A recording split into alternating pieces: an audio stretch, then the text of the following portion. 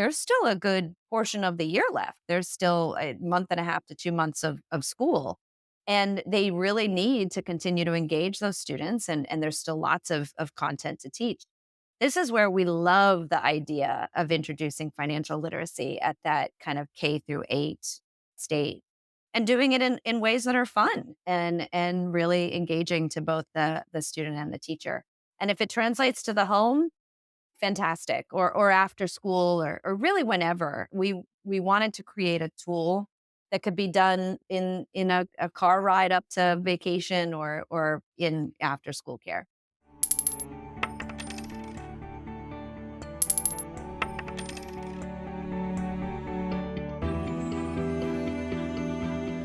Hello, and welcome to Sense of Responsibility. I'm Alec Lindenauer, a certified financial planning professional, husband, and chief allowance officer to 2 daughters. I'm also the creator of the Sense of Responsibility tools and how-to instruction parents need to raise their children into financially literate, money-savvy adults, even if they don't know much about finance themselves. I'm Julie Franz, a chef entrepreneur at heart, wife, and mother of 2 middle school children. I also curate the Sense of Responsibility community so parents have a forum to ask questions, share success stories, and discuss their journeys. As a financial newbie myself, I'm also cultivating our group support system to help carve out my own family's path toward financial literacy. Welcome back, everybody, to How to Teach Your Kids About Money. I'm excited today to introduce you to Jessica Pelletier. Jessica is the executive director of FitMoney, which is a nonprofit dedicated to the financial literacy of children K through 12. Talk about a shared mission. If you don't know FitMoney, that's okay, because we're going to change that today. And they might already be in your kid's school, so they might know it even if you don't. And amongst a great many other things, FitMoney creates money learning coursework for kids and teaches the educator exactly how to implement it. So welcome, Jessica. I'm happy to have you here today. Thanks, Alec. I love being here and I love what you guys do. So thanks for having me on. Excellent. All right. So Jessica, I just boiled everything that you do down to one sentence. So that was super, super That's it. I'm simplified. done. I can go. Right? All right. Thanks for listening, everybody. Right. So what do people need to know about FitMoney and you also before we dig into a much more robust conversation about both? Sure, absolutely. And thank you so much again for giving me this opportunity. FitMoney is a nonprofit. We are serving teachers primarily, but also families and youth organizations with K through 12 financial literacy curriculum. So what does that mean? Basically, anyone who is able to teach children about money, responsible behaviors around money, decision making at the earliest age possible. We would love that to be 5 and even under, but at some point in elementary or middle school, we are giving them the tools that they need to teach that. If they have a full class, 45, 50 minutes, we have the tools for them. If they've got, 5 minutes or they want to get their kids on what we call parent approved screen time, we have tools for them as well. So that's FitMoney, but why, what about you? And why is this your life's work? You could do a great deal of many things. Why is it this? Yeah. So, I have been with FitMoney this is my 4th year. I became introduced to the organization actually through my prior superintendent of my town, who is our board co-chair and one of the founding board members. I'm a mom. I have a 12 and a 9-month-old, 9 month, oh my gosh, a It's like, 9-year-old. wow. That's quite a gap. Seriously. 12 and 9 years. I'm really Okay. dating myself. And, I see how they have had a relationship with money for such a long time. They watch what we do. Kids are obviously sponges at such a young age of learning by watching the grown-ups in the community. And when I learned that this superintendent and some of her colleagues had created an organization specifically to bring financial literacy into schools, I just couldn't say yes fast enough. I do have a experience and a history working in nonprofits. I love the idea of kind of helping people and kind of earning your paycheck by really helping people, and education has always really spoken to me. So this was a natural fit for me. So talk to us then about the state of financial literacy K through 12. And I'm really curious to know not just where we are, but Fit Money is 7 years old. So Mhm. what did financial education in schools look like then? What does it look like now? And what was their role in that evolution? Sure. So we are physically located in Massachusetts. And when we started in 2016, 2017, we were really focused here up in Massachusetts. That's also where I live. We do not have a financial literacy requirement in Massachusetts. And there really wasn't a lot of talk about that back when Fit Money was founded. What is really exciting, and I don't exactly know why, I have a lot of guesses. I think the economy, the pandemic, there's been a lot more stress on people's financial health at home. And so we are seeing a great shift in the conversation. There are 17 states with four just as recently as last year that have now created a financial literacy graduation requirement, which is phenomenal because what that means is that those students in that state cannot graduate without getting some type of financial literacy education. Right. This is high school, to be clear. This is high school, yes. Right. And here at Fit Money, we say that's actually a little too late, in our opinion, if you are just getting this for the very first time in your senior year. Jessica, I think you're being kind in saying it's a little too late. A lot too late. Right. But Thank you you. know what? That We'll better. take it. It's Yes. something, Yeah. It's not nothing. when Absolutely. they Yeah. didn't have it before, we'll take it. We True. believe that you do need to start as early as kindergarten in your classroom setting. And then a little bit over time every year, it's like riding a bike. You don't get it the very first time you hop on, or for the very most of us that don't. So we are excited to be part of that conversation. I have a neighbor to the north in New Hampshire and to the south in Rhode Island who have recently joined that number of 17, and then many other states across the country, Florida, Michigan, et cetera, who are recognizing the value of setting kids up for financial success. I don't understand the argument for why we should not do this because it seems like it should goes to the legislature. Legislature Mhm. says yes, it's done. Or why should it even need to come to that? Right? Why don't we just approach the school system of each state and say, "Hey, do this," and they say, "Okay, yeah, great idea, let's do this." I mean, two things: how does the system work? Like, why isn't this already in the school? And two, what is the opposition's case? What's their main point as far as saying no, let's not do it? Alec, I have actually not seen much opposition. So Well, I that's think good. it That's is good. comforting. I mean, you talk about this a lot as well. I'm sure you don't see people that say, oh, that, you know what, that's not really that important. No one says to me, let's not do this or that's not important. In fact, the opposite. Everyone says, I wish I had learned that in school, or if only I had known this, or you mean we're not teaching this? I think, and I respect this because like I said, I'm a parent. I see the materials that come home from my kids from their school day. There is already a lot that we are teaching. And so I think teachers are probably some of the busiest professionals on the planet. They've got a lot that they need to get into their days. And as we saw for the past couple of years, they had to do it in a completely different way, learning how to teach on Zoom or in this asynchronous world. So I think that is the barrier, is really just time. I don't think there's people out there that say we shouldn't teach this. I think everyone agrees that we should. And then secondly, I think what we see is that teachers themselves aren't really familiar with this topic. They didn't necessarily have it in their education. So if you take your traditional kind of history teacher, chances are he or she went to school, has a history degree, or at least a passion for that topic, and then perhaps got their master's or whatnot in education. But they didn't get a personal finance degree. They're not CPAs. They're not finance majors. And so they feel somewhat with their hands tied behind their back because they now have to teach this and they've never had that topic themselves. So that's something we are trying to change. Yeah, Fit Money, we provide a lot of professional development to teachers. There are other phenomenal nonprofits out there doing the same. Because if we can get them comfortable in this topic, then we have a much better chance of actually getting their buy-in and saying, you know what, this is important and let's find the time. Now, are you teaching them from the standpoint of all right, we need to drastically improve your financial education? Or are you teaching them to be comfortable with what they know because you really do know enough?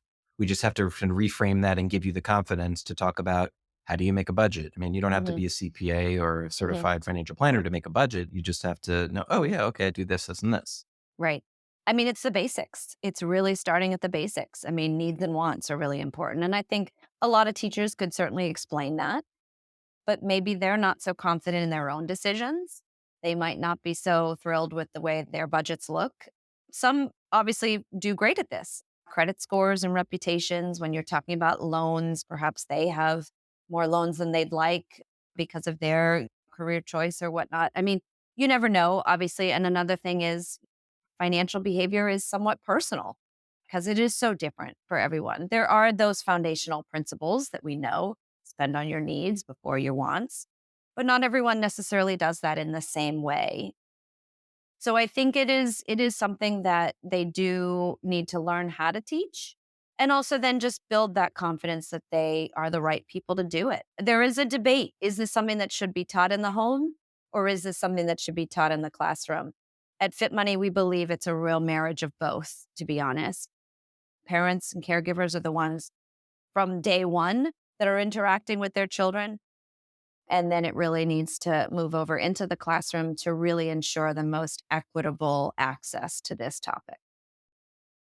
I couldn't agree more. I was speaking with Dr. Ashley LeBaron Black. She's a BYU professor, and she's in she's a BYU professor in family study, Hmm. and she focuses on finances within the family dynamic. Hmm. And she was saying a few things that were super interesting to me. One of which was that children learn more about money from their parents than they do from school, work experience, their peers, and Hmm. media combined. In one sense, is shocking, but in the other, it makes total sense because they're with their parents for 18 straight years. Of course, they're going to learn. It doesn't matter if you're teaching them or not, they're learning. So we know that. And then what we really dug into was this study that she completed last year, which was dissecting, okay, well, how do money savvy young adults learn about money best? Like, what did their parents do that was the most effective?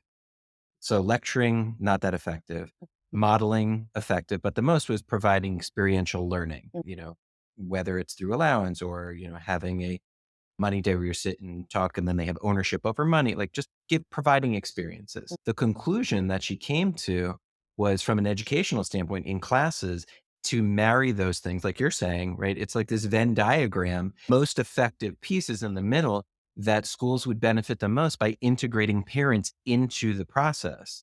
So you're in this school world. I'm kind of like on one end of the Venn diagram, right? And I'm like all about the parents, but a lot of because of what she's saying and what she believes. Then you're operating in both spaces, but predominantly in the school. But how do we get those things to combine inside of the middle piece of that Venn diagram? How do we get parents involved at school and with the teacher? That's such a great question. So we started as an organization that was servicing just those teachers, again, because we felt that the most equitable access was in a classroom. Think about all the parents out there that don't know or don't feel confident in their financial literacy skills, whether they're just they didn't have it themselves, or they're immigrants from other countries, or there's the language barrier. There's 1,000 reasons why parents don't feel comfortable talking about this at home. And so we really wanted to equip teachers because they touch all students for the most part. What we saw during COVID, especially, and the pandemic, is that children are learning well beyond the classroom almost as equally. And in the last couple of years, sometimes even more often. So what we did is really create those roadmaps for parents to come in. All of our curriculum that goes to teachers has what we call a family conversation guide. And so this is meant to go home and to actually include that caregiver, that parent saying, here's what we learned today. These are the 3 questions that we went over. Here's some conversations that you can continue this learning at home. And then perhaps here's a fun exercise. And that starts all the way in kindergarten, all the way up through high school. We know that not as many things come home once the kids are older, but we still really encourage that. And like I said, during the pandemic, Fit Money created a game that's really meant to be played outside of class time, K through 6, so kind of 5 through 12 years old. And we really do encourage parents to get involved. A, because it's fun and we think that learning does extend to them, but then it creates that dialogue and they see, as you said, that experiential learning. I don't want to say it's easy because I don't in any way want to belittle this education, but I think sometimes parents make it too difficult thinking, Right. well, I have to take out my mortgage statement or I have to show my 5-year-old my checkbook to really explain this. The contrary, that's actually not the way you would do it at such a young age. You would talk about those life experiences, going to the grocery store, explaining why you choose this over that, or talking about borrowing a friend's bicycle and how are we going to return it on time and in one piece, creating those behavioral aspects that eventually lead into a much more healthy relationship with money. Remind me the name of the game. Called the Super Squad, Right. The Super Squad. and that's available online and it's free for any parent. We are actually now seeing teachers that want to integrate it into school, which is really exciting for us. But it was really meant to be kids are learning online, whether we like it or not, whether they're playing their games or they're actually using tools that their school is providing. So we wanted to meet them where they are. So I played with the game. I went online and I had my daughter register and I used it. And I'm glad that you explained it more because what I was interpreting it as was sort of like an iReady. So I don't know if Yeah, iReady is used nationwide, but basically iReady is this supplemental. I don't know want to I don't really want to call it a game. It's I guess gamified right. learning to some Yep. extent, right? That's And it's required, at least here in Florida, mhm, because we have standardized testing, and we wanted to make sure the kids can maintain a certain level. So the teachers would say, okay, for homework, everybody has to do iReady mhm. 2.6 to 2.7 or whatever. So I thought it was that. So you're saying it's not necessarily integrated into a classroom unless the teacher wants to. It's more for somebody at home. It can be both. It isn't required anywhere. And one of the Let's get things it required, Jessica. I know, Alec, I agree. I mean, and here bringing us back to the beginning of our conversation about that high school graduation requirement. Again, that's a great. I look at that as the bronze medal. But for us to really get to gold, we do need to start talking about this in elementary because that's when your behaviors are formed. And so, we have to start then. And so this is a really nice way to have that supplemental education that elementary teachers can use really wherever they need. In Massachusetts, and I believe in many states, we have standardized testing. And so for a good portion of the year, teachers are really making sure that they know their math equations, they know their English, they know their science. But when those are over, certainly here in Massachusetts, which is very early May, there's still a good portion of the year left. There's still a month and a half to 2 months of school. And they really need to continue to engage those students. And there's still lots of content to teach. This is where we love the idea of introducing financial literacy at that kind of K through 8 stage and doing it in ways that are fun and really engaging to both the student and the teacher. And if it translates to the home, fantastic. Or after school or really whenever. We wanted to create a tool that could be done in a car ride up to vacation or in after school care. It's interesting. I never read money books to my kids. The Bernstein Bears or Berenstein, Yeah. whatever you say, right? They had some sort of money book, and I was like, "This is not very interesting. My kid's not gonna like this," and I kind of did away with it. Yet, but I was always comfortable talking about money with my kids Mhm. because that's just who I am. A lot of people aren't, but that's who I am. It was really a financial educator, Rob Phelan, on one of these podcast episodes, and he talked about it. He totally reframed it for me, where he said, look, it's not necessarily then for you, Alec, but there are parents who aren't comfortable having this conversation and they normalize it now in nursery school and in Mhm. kindergarten and first grade. It's a normalized conversation for them. A lot of people need that. And I was like, oh my God, of course it's doesn't, even if the child isn't learning about money or they aren't, it's so much for the parents and the relationship. So I can certainly see again what you're saying about this, it reframes that a little bit for me as well. If somebody can do it together with their child, it Right. normalizes that conversation. Right. And if it helps them, I mean, their parent or the teacher or kind of whatever adult is in the life of that child, I look at them sometimes as our secondary beneficiary. I mean, it's important for all of us to get reminded on why we make certain decisions. We think about kind of our what we call our smart spending module, and it's a lot about advertising. Not necessarily a bad thing. I will Right. say Fit Money really works hard to be very unbiased. Even when we just did a module on kind of buy now, pay later. And we don't want to come out and say, this is good or this is bad, but we just want to empower our students with the knowledge of here's what Pros this and is. cons, right? Here's Pros what and this cons. Yeah, is. And totally. before you utilize this product, understand who's making money and when they are. So we do that with advertising. Why do you need to have that set of that sneakers? Exactly those ones. Well, I can tell you why.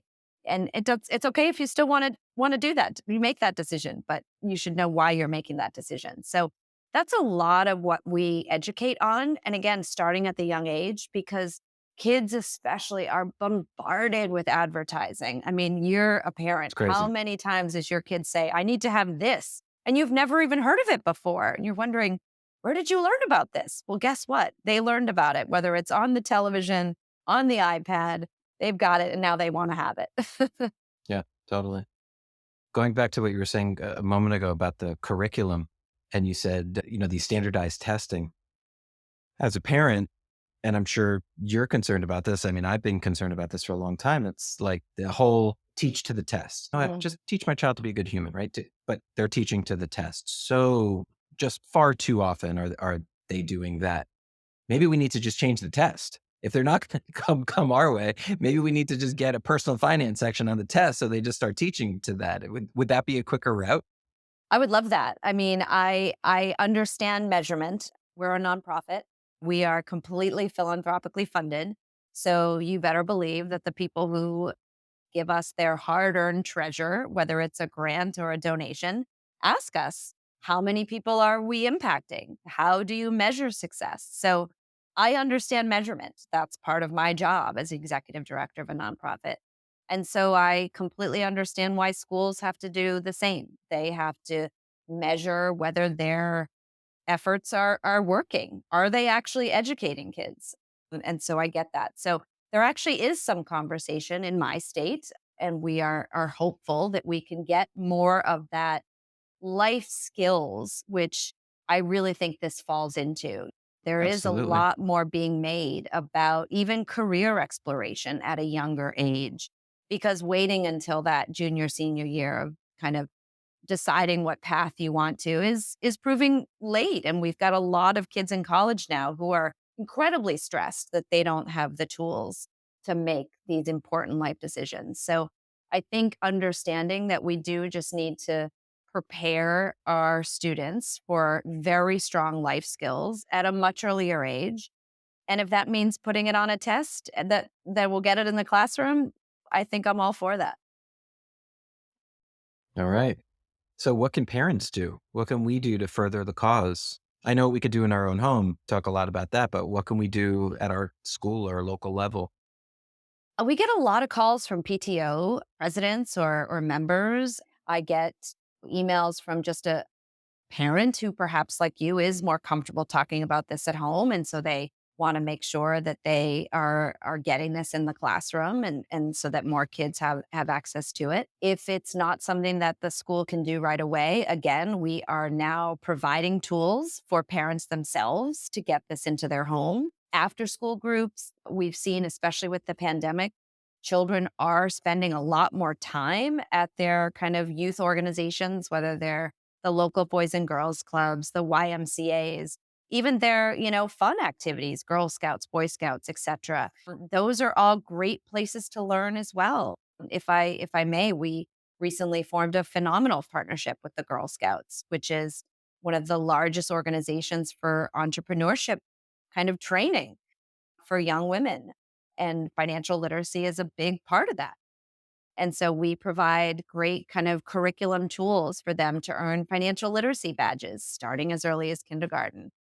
And so the more exposure that we can get to this topic, the more that we can make money not such a scary or a taboo topic.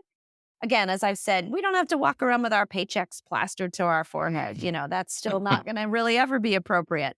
But we can talk about, what's the importance of a credit score and responsible borrowing and spending habits, things like that, that is just so important. So, Jessica, take us into your dining room. What are you doing at home? What does money teaching look like to your 12 and 9-year-old? Well, it's so funny. So FitMoney spent about a year and a half on this super squad. So you can better believe that I have two very, very strong pilot users in my living room. But it's so funny. I love I love talking about my kids for a lot of reasons. So both raised in the same home. They're not that far apart in age, but they could not be further apart when it comes to their money behaviors. My older one, who's Same. 12, is the adamant saver. He will save every dollar that he either earns or gets from birthdays and special events for very specific, thought out, long term goals.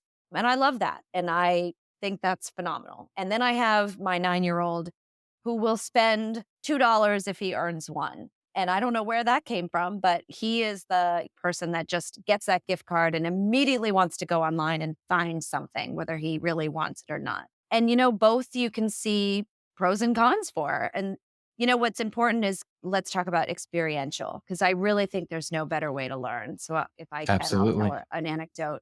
So my younger son got a birthday gift card and immediately wanted to go on Amazon to find something.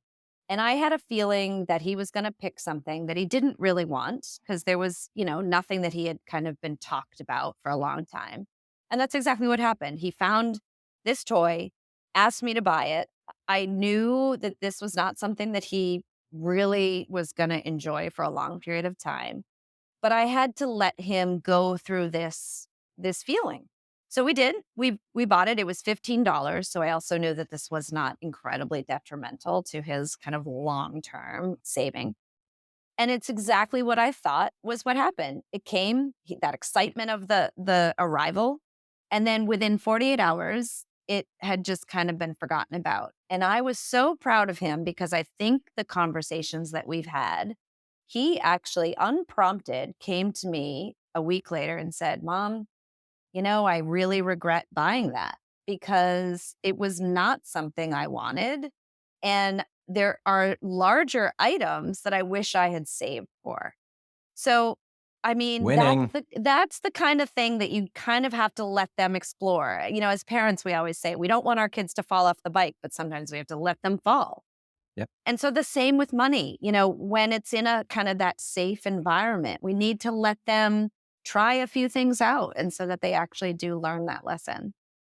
The equation that I talk about is freedom plus ownership equals practice, right? Give them the freedom to use it, Right. give them the ownership over that, and they're going to get some practice. And what do Exactly. we know about practice is that it doesn't make you perfect, but it Right. definitely makes you better. Right.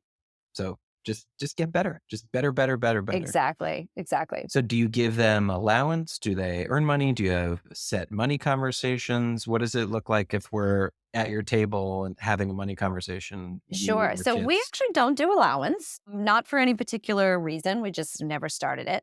So mine do earn money around the house for certain chores and for certain things that they are responsible for. We also do have chores that are just part of their rent agreement, basically, Right. because I don't think that they should have to earn money for everything they do around the house. Lord knows I don't. But I do want them to understand earning because, as we know, that's the number one thing about financial literacy. We can't spend any money if we don't have any to spend.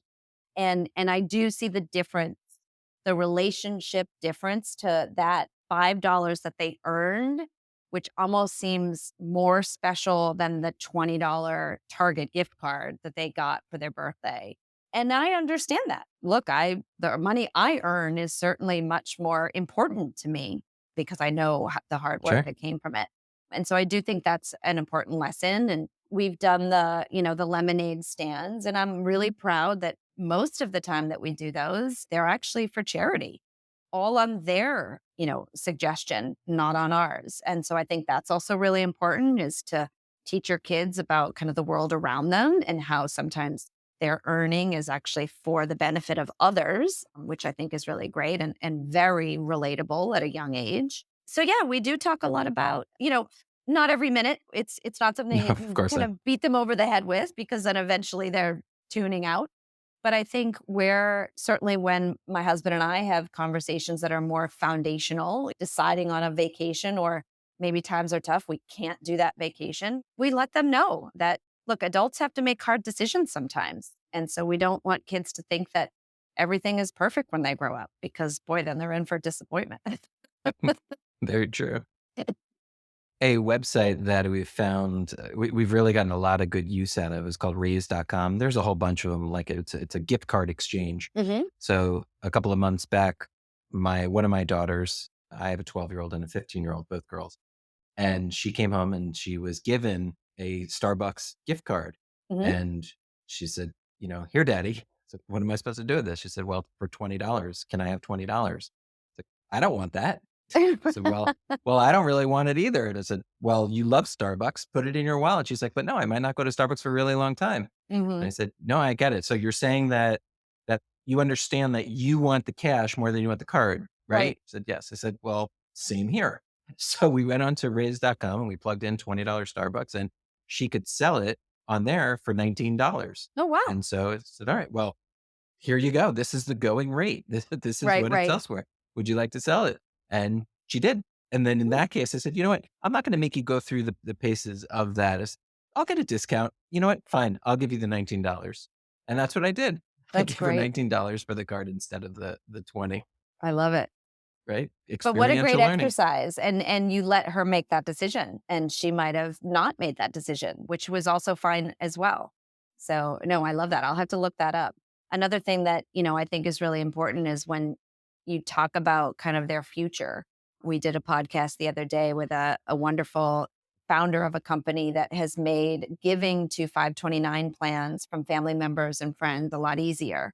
And I think that's also really important for families that are fortunate enough to be able to save for future education, whatever it might look like, is to let their kids, know that that's happening. We've been fortunate that we've had a few gifts from family members and we've made sure that our kids have thanked them for that. Even though that's very intangible in their mind that college is however far away and they never even saw the gift trans because all of that is electronic Right. Sure. now. And Sure. so they didn't physically get anything, nor do they see it. But we have explained to them that this is still a gift for you and very important. And so we need to thank your uncle, your grandparent for this.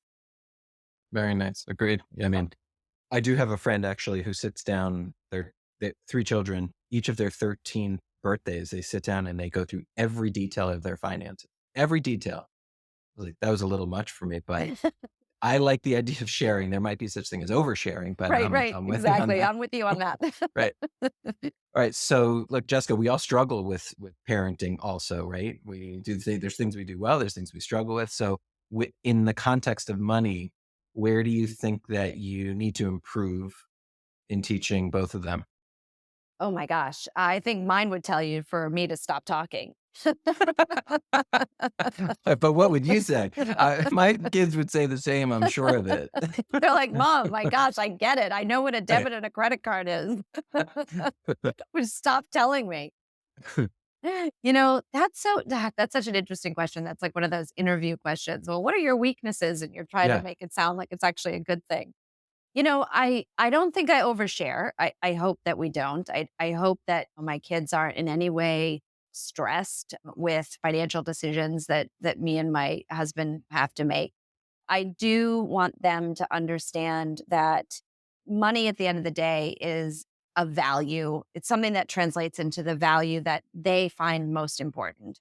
We certainly want them to understand the kind of time value of money and saving. We encourage that. I could probably do a slightly better job of getting my younger one to save a little bit better. And that's something that we're going to work on. And my older one seems to have that down, but then he does his most recent purchase was AirPods. And that was, my husband was looking at me like, "You're letting him do this? This is $150." I said, "Yeah, but he's been saving for like 8 Right. months." Yep. So also really having him understand that that was a big purchase. So just, I think even though they would certainly not, want me to talk more about it, is just continue to keep the lines of communication open and sharing as much as we can with our community and getting them to hopefully get to their peers the value of this. I mean, peer to peer is also really great way to engage. We talked about experiential, but when kids do stuff that they deem is cool, eventually you've got that groundswell movement. And so hopefully my kids will be really engaged in this as well. Great. Well, what about parents? What's something that you feel like, okay, just try this one thing this weekend? What can they do? Just don't be afraid. I think you don't have to be the CPA. You don't have to be someone who is completely understanding of all of the vocabulary that comes along with money. And don't be afraid to just try to look through how you make your decisions when it comes to your, spending, saving, and whatnot, to just bring your child into that conversation, because I just don't think that happens enough. I think that it is a parent's job, or caregiver, grandparents, whomever is Hmm. is really the primary guardian.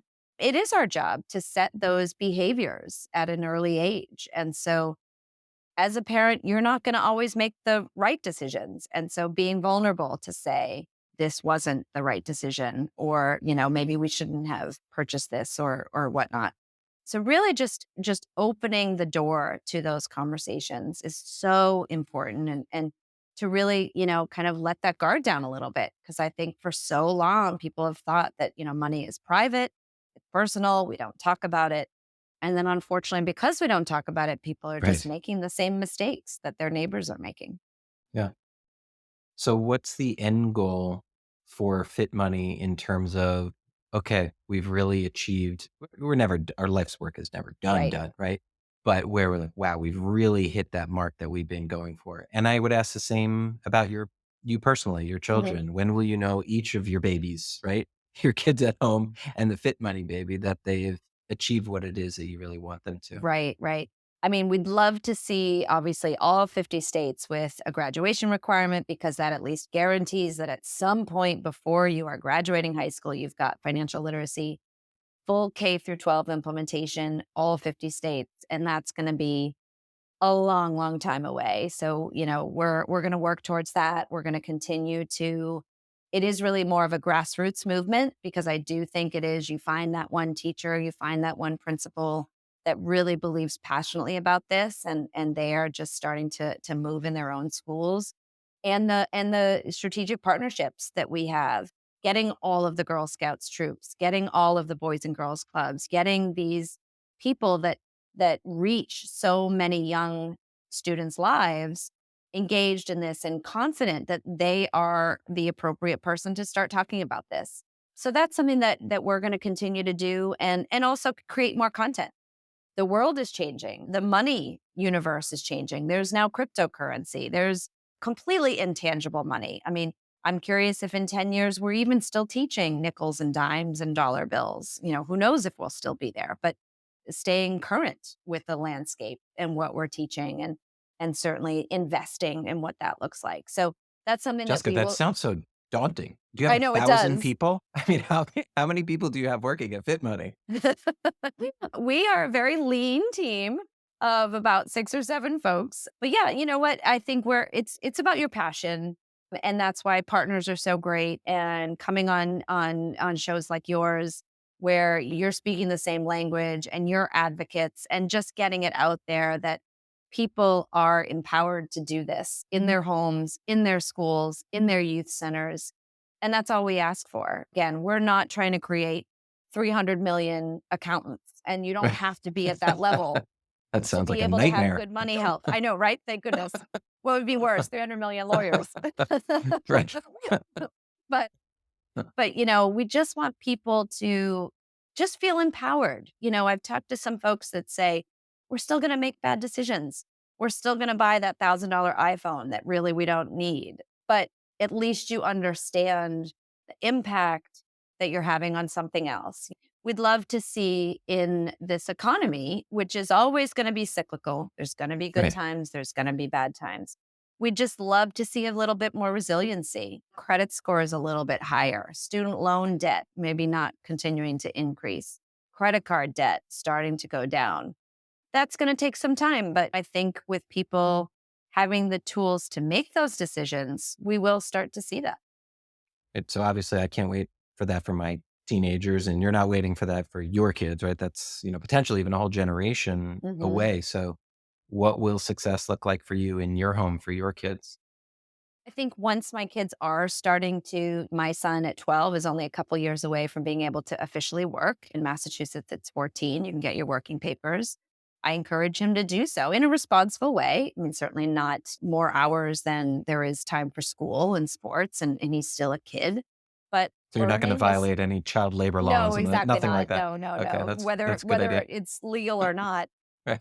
but, earning is a huge component, like I said, of financial literacy and really understanding the value of that earned dollar. And so that's important to me and my husband. We both worked. My parents owned their own business. So I was working probably even before the age of 14. But, so that's something that we want to instill in our kids is that earning is on them. We will provide for their needs for a long time, but wants eventually translate into their universe. And then there's a lot of products out there that are now kind of marketing to their age group, the kind of debit cards for kids and investing for Yes. kids. And we want them to be responsible. And certainly once they start to transition out of this very safe space, which is in our house, into that, now all of a sudden it's their credit report and their, credit score, really having them not make bad decisions that can really drastically affect their life. Yeah. Our starter course is really about parents sitting down, working with kids K through 7. I'm very much looking forward to the next one, which is really, okay, now that they're in middle school, what is that conversation like at the dining room table? So, yes, there's all of these different debit cards, but Mhm. they do a very poor job of, okay, this is how to use it responsibly. When you're at the dinner table and you're funding it, what do you say to your child? What are guidelines? How much should you give? Mhm. Why? What do they do with that? So I'm very much looking forward to that because I think that guidance is really, really lacking out there right now. We've actually had some conversations with a lot of the providers out there, and I'm very excited to say that they are very interested in that financial education component. I think when they were just kind of getting off the ground, that kind of might have been to check the box to say, we're going to give you this card, but we also care about education. But I Right. actually now am really seeing it in action. There That's are comforting. organizations that are creating their own, whether it's through short videos or games or puzzles or whatever it is. Mhm. Because as you know, Alec, just having a card in your wallet doesn't make you financially literate. You could still make a Right. lot of really bad choices. It makes you financially dangerous. It could exactly. That's a good. Yeah, that's Right. a really good way to look at it. And so we also at Fit Money have had some conversations with some providers about providing it from ourselves, tied to some reward system, if you will. If you do these quizzes or get these assessments, maybe you get some extra points or get a discount at your favorite store or whatnot. And that's great because incentivizing education is just as important. The one thing I say about financial literacy and personal finance, this is something that actually kids want to learn. This is not something They that you're do. really having to shove down their throat. True. The kind of kids that don't like science, that don't want to learn science, or the kids that don't like reading, that don't want to read. We have yet to really find a lot of kids out there that aren't asking for this already. So to get this out there and put this in their hands, I think is something that is going to be a no brainer for them because they're actually looking for it. So where can people go to find out more about Fit Money? Pretty easy. We'd love them to come to our website, fitmoney.org. And we are on a lot of different social channels, Twitter and Instagram and whatnot. And that's Learn Fit Money. And engage with us. We've got a newsletter. We'd love to have people sign up. We are doing a podcast and trying to also be on others like yours. And really, it's just about getting the word out there. It's not scary. It's not taboo. This is expected. We need to start talking about this. Agreed. All right, last question is, so what words of wisdom would you give to a parent who has not yet taken the plunge into teaching their child about money? So there are tools and they're free. Don't expect that you have to pay for some massive amounts of education. It's little bit at a time. It's bite size. It's not all in one night, all in one weekend. It's not that immersive course. And there are great tools out there. We certainly offer some if you're a new parent to, like I said, that kind of K through 6 age person, have them play the super squad. That would be fun for them and for the parent to look over their shoulder. If the kids are already a little older, there are tools. Bring them to a bank, open a savings account if you haven't already, or even savings account online. One of the most important things that we can teach a young person is the time value of money. Save early, early. I mean, we talk about retirement, how much better we'd all be if we started a retirement account the minute that we could do so. So I think that's really important, and that's a real legacy that parents can leave for their children, is to really think about not them just right now as 7-year-olds, but them as 70-year-olds, and how do we want to make sure that they can do things that, perhaps their parents are really stressed and worried about today. A wonderful message. Jessica, thanks for explaining Fit Money, for taking us into your living room. I really appreciate it. Thank you so much, Alec. Anytime. And thank you, everybody, for listening. I would remind you that as far as sense of responsibility goes, the best place to find out about our resources is senseofresponsibility.com. Of course, that's with the C-E-N-T-S, senseofresponsibility.com/resources. That's where you'll find the blog or podcast, links to the courses, all sorts of stuff. And of course, wherever you're listening, wherever you're watching, make sure you hit the little subscribe button, leave us feedback. That always helps with the algorithm. They say the algorithm. I don't understand what the algorithm, but they say it helps. So if you could do that, that would be great. And leave us some feedback. And with that, everybody, teach sensibly. We'll see you next time.